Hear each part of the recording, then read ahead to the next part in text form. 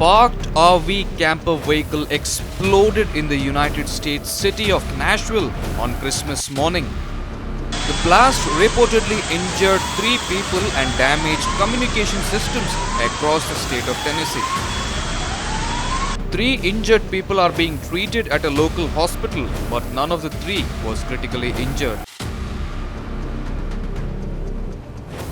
However, the blast caused major damages to over 42 business establishments in the area. Around 15 minutes before the explosion, a recorded voice was heard from the camper van warning residents that a bomb will go off in a couple of minutes from the surveillance footage accessed from the area of the blast. Evacuate now. If you can hear this message, evacuate now.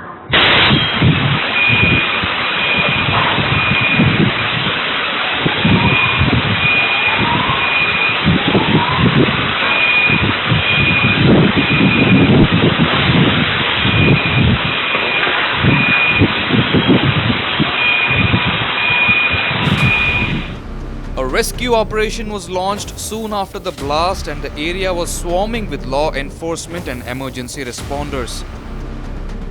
Police have said that they responded to a shots fired call early in the morning and the blast was intentional. Around 5:30 a.m., officers responded to a call for shots fired in the downtown area, specifically 2nd and near Commerce. As officers responded, they encountered an RV that had a recording saying that a potential bomb would detonate within 15 minutes. Officers, upon hearing that, decided to evacuate the buildings nearby. So they began knocking on doors, making announcements, having emergency communications, communicate with everyone to get people safe. Shortly after that, the RV exploded. We had one officer that was knocked to the ground. Another officer is fine.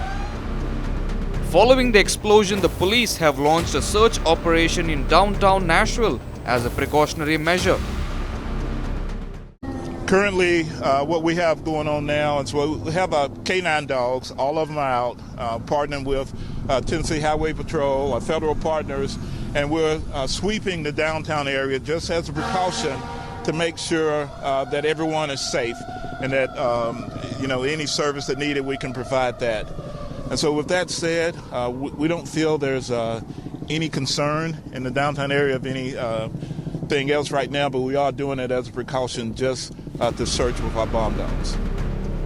Police further said that some people were taken to the department's central precinct but refused to divulge details. Several US media have said that the police have found possible human remains in the area of the blast. However, it is still unclear whether the remains are related to the blasts or whether they belong to the victim or the person responsible for the blast. Although no deaths were reported, the blast led to a communication outage and damaged several business establishments in the area, sending tremors across several streets. The US telecom giant AT&T issued a statement regarding one of its buildings that were affected by the blast, but declined to comment on the scale of the widespread outage. Service for some customers in Nashville and the surrounding areas may be affected by damage to our facilities from the explosion this morning. We are in contact with law enforcement and working as quickly and safely as possible to restore service. Flights out of Nashville were temporarily halted by the Federal Aviation Administration due to issues with telecommunications. Witnesses of the blast said that when they heard the explosion, they knew that it wasn't harmless. We tried to rationalize it and it was an earthquake or something, but it was obvious it wasn't an earthquake.